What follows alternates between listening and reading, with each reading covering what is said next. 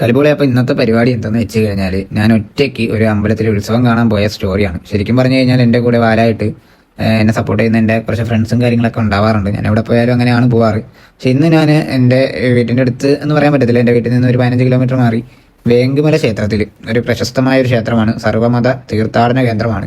അപ്പോൾ അതുകൊണ്ട് തന്നെ ഇവിടെ ഒരുപാട് പേര് വരുന്നൊരു അമ്പലമാണ്. അപ്പോൾ അവിടത്തേക്ക് ഞാൻ ഒറ്റയ്ക്ക് ഉത്സവം കാണാൻ വേണ്ടി പോയതിൻ്റെ സ്റ്റോറിയാണ് നിങ്ങൾ കണ്ടുകൊണ്ടിരിക്കുന്നത്. അപ്പം ഇന്ന് അവിടുത്തെ വിശേഷങ്ങൾ കണ്ടാലോ നമുക്ക്. അപ്പം ഇന്ന് മാർച്ച് 27 വെള്ളിയാഴ്ച ദിവസമാണ്. നമ്മളെ ഈ വേങ്കുമല അമ്പലത്തിലെ ലാസ്റ്റ് ദിവസമാണ് ഇന്നത്തെ ഉത്സവം. അതായത് പൊങ്കാലയൊക്കെ കഴിഞ്ഞ് ലാസ്റ്റ് ഘോഷയാത്രയോടുകൂടി ഉത്സവം അവസാനിപ്പിക്കുന്ന ഒരു ദിവസമാണിന്ന്. അപ്പം എല്ലാ വർഷത്തെയും പോലെ ഈ വർഷവും ഞാൻ വന്നു. എല്ലാ വർഷവും എൻ്റെ കൂടെ കൂട്ടുകാരൊക്കെ ഉണ്ടാവും. ശരിക്കും പറഞ്ഞാൽ ഞാൻ ഈ അമ്പലത്തിൽ വരുന്നത് എൻ്റെ കൂടെ പഠിച്ച ഒരുപാട് ഫ്രണ്ട്സും അതുപോലെ എനിക്ക് ഒരുപാട് ഫ്രണ്ട്സൊക്കെ ഉള്ളൊരു സ്ഥലമാണ് ഈ വേങ്കുമല എന്ന് പറയുന്നത്. അപ്പോൾ അവിടെ വന്നു കഴിഞ്ഞാൽ എൻ്റെ ഒരുപാട് ഫ്രണ്ട്സിനെ എനിക്ക് കാണാൻ പറ്റും. അതുപോലെ തന്നെ അവരുമായിട്ടൊക്കെ ഈ വർഷത്തിലാണ് ശരിക്കും പറഞ്ഞു കഴിഞ്ഞാൽ എൻ്റെ ബന്ധങ്ങളൊക്കെ ഞാൻ പുതുക്കുന്നത്, കാണുന്നതും സംസാരിക്കുന്നതും ഒക്കെ. അങ്ങനെ ഒരുപാട് പേരെ ഞാൻ ഈ പ്രാവശ്യം എൻ്റെ ഈ അമ്പലത്തിൽ വന്നപ്പോഴത്തേക്കും ഞാൻ കണ്ടായിരുന്നു.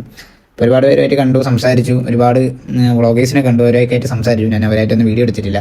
കാര്യം 2000 വ്യൂസും 10 ലൈക്കും കിട്ടുന്ന ഞാൻ അവരെയും കൂടി എൻ്റെ വീഡിയോയിലോട്ട് ഉൾപ്പെടുത്തിയിട്ട് വെറുതെ എന്തിനാ? ചിലർക്കത് ഇഷ്ടമാണ്, ചിലർക്ക് ഇഷ്ടമല്ല. അതുകൊണ്ട് ഞാൻ അങ്ങനെ എൻ്റെ ഫ്രണ്ട്സിനെയൊന്നും ഒരുപാട് പേരെ ഈ വീഡിയോസിനൊന്നും ഉൾപ്പെടുത്തിയിട്ടില്ല. ഒരുപാട് പേരെയല്ല ഞാൻ കണ്ട ആരെയും ഈ വീഡിയോയിൽ ഉൾപ്പെടുത്തിയിട്ടില്ല. ശരിക്കും ഞാൻ വന്നത് അവിടുത്തെ അമ്പലം എന്ന് കാണണം. അമ്പലത്തിലെ ആ ഒരു വൈബാണ് ശരിക്കും പറഞ്ഞു കഴിഞ്ഞാൽ. കുന്നിൻ്റെ മണ്ടയിലൊക്കെ ലൈറ്റൊക്കെ ഇട്ടിട്ട് അടിപൊളിയാണ്. ഈ നമ്മൾ നടന്നു പോകുന്ന 2 സൈഡിലും ഫുള്ള് എന്താ പറയാൻ കച്ചവടക്കാരാണ്. അതായത് പല സാധനങ്ങൾ, അതായത് അത്തർ മുതൽ നിക്കർ വരെ എന്നൊക്കെ വേണമെങ്കിൽ പറയാം. അതുപോലെ തന്നെ ഒരുപാട് ആഹാര സാധനങ്ങളും വീട്ടാവശ്യത്തിന് ഉപയോഗിക്കാൻ പറ്റിയ ഒരുപാട് സാധനങ്ങളൊക്കെ ശരിക്കും പറഞ്ഞാൽ റോഡിൻ്റെ 2 സൈഡിലും കച്ചവടമാണ്. പിന്നെ അതുപോലെ തന്നെ മുകളിലോട്ട് വന്നു കഴിഞ്ഞാൽ അവിടെ കിടില ഒരു മേളയും കാര്യങ്ങളൊക്കെ സെറ്റ് ചെയ്തിട്ടുണ്ട്. കഴിഞ്ഞ വർഷങ്ങളിലൊക്കെ മേളയിൽ കയറുന്നതിന് പൈസ കൊടുക്കണമായിരുന്നു. ഇപ്രാവശ്യം എന്നാൽ അത് വെച്ച് നോക്കുമ്പോഴത്തേക്കും മേളയിൽ കയറുന്നതിന് എൻട്രി ഫീസോ കാര്യങ്ങളോ ഒന്നുമില്ല. മേളയ്ക്കകത്ത് കയറി കഴിഞ്ഞാൽ ഒരുപാട് അമ്യൂസ്മെൻറ്റ് പാർക്കുകളും കുട്ടികൾക്ക് കളിക്കാനുള്ളതായാലും വലിയവർക്ക് എൻജോയ് ചെയ്യാനുള്ളതായാലും ഒരുപാട് അമ്യൂസ്മെൻറ്റ് പാർക്കുകളും കാര്യങ്ങളൊക്കെ ഉണ്ട്. ശരിക്കും അതിൽ കയറുന്നതിന് മാത്രമാണ് ശരിക്കും പൈസ ആവുന്നത്. പിന്നെ അതുപോലെ തന്നെ അതിൻ്റെ അകത്തൊരു മഹാമേള എന്ന് പറഞ്ഞിട്ടൊരു സംഭവം ഉണ്ടായിരുന്നു. അതിനകത്ത് ഞാൻ അകത്തോട്ട് പോലും കയറിയില്ല, കാര്യം അത്രയ്ക്കും തിരക്കായിരുന്നു. പിന്നെ അമ്പലത്തിൽ പൊതുവേ നോക്കുവാണെങ്കിൽ എല്ലാ വർഷത്തെയും പോലെയല്ല, ഇപ്രാവശ്യം എനിക്ക് തിരക്ക് കുറവായിട്ടാണ് തോന്നിയത്. കഴിഞ്ഞ വർഷങ്ങളിലൊക്കെ ശരിക്കും പറയാൻ നടക്കാൻ പോലും ഒരു സ്ഥലമില്ലായിരുന്നു. പിന്നെ കുറച്ച് നേരം ഞാൻ അവിടെ അമ്യൂസ്മെൻറ്റ് പാർക്കിലൊക്കെ നോക്കി കറങ്ങിയതിന് ശേഷം ഞാൻ നേരെ ഗാനമേള നടക്കുന്നുണ്ടായിരുന്നു. ആ ഗാനമേള കേൾക്കാൻ വേണ്ടി കുറച്ച് നേരം പോയി. ഒറ്റയ്ക്ക് ആയതുകൊണ്ട് ഞാൻ വിചാരിച്ച ശോകമായിരിക്കും എന്നാണ് വിചാരിച്ചത്. ബട്ട് അങ്ങനെ അല്ലായിരുന്നു.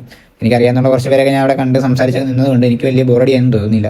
അങ്ങനെ ഞാൻ പോയി കണ്ടു, ഗാനമേളയൊക്കെ കേട്ടു. അത് കഴിഞ്ഞിട്ട് കുറച്ച് നേരം കഴിഞ്ഞപ്പോഴത്തേക്കും ഒരു 10 മണിയോട് കൂടി ഞാൻ അമ്പലത്തിൻ്റെ അവിടെ നിന്ന് താഴേക്ക് ഇറങ്ങി. കാര്യം പിന്നെ ഇനി അങ്ങോട്ട് ഒരുപാട് ദേശത്ത് നിന്നുള്ള, അതായത് ഒരുപാട് ദേശങ്ങളിൽ നിന്ന് അവിടെ ഘോഷയാത്ര വരാറുണ്ട്. എല്ലാ വർഷവും അങ്ങനെ തന്നെയാണ്. ഏകദേശം 10-15ഓളം സ്ഥലങ്ങളിൽ നിന്ന് ഘോഷയാത്ര വരുമെന്നാണ് എൻ്റെ വിശ്വാസം.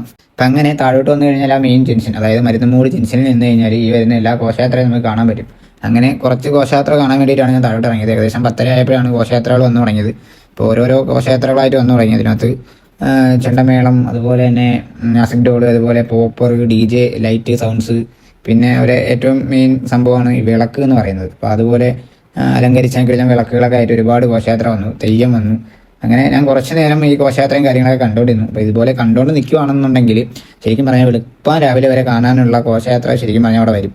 പിന്നെ ഇതെല്ലാം കഴിഞ്ഞിട്ട് വീടെത്തുമ്പോഴത്തേക്കും പിറ്റേന്ന് ജോലിക്ക് പോകാൻ പറ്റാത്തത് കൊണ്ട് ഞാൻ കുറച്ച് നേരം ഘോഷയാത്രയും കാര്യങ്ങളെല്ലാം കണ്ടുകൊണ്ട് നിന്നു. എന്നിട്ട് ഞാൻ പതിയെ നൈസായിട്ട് വീട്ടിലോട്ട് പോയി. കാര്യം 12 മണിയൊക്കെ ആയപ്പോൾ 11:30 ആയപ്പോൾ ഞാൻ അവിടെ നിന്ന് ഇറങ്ങി.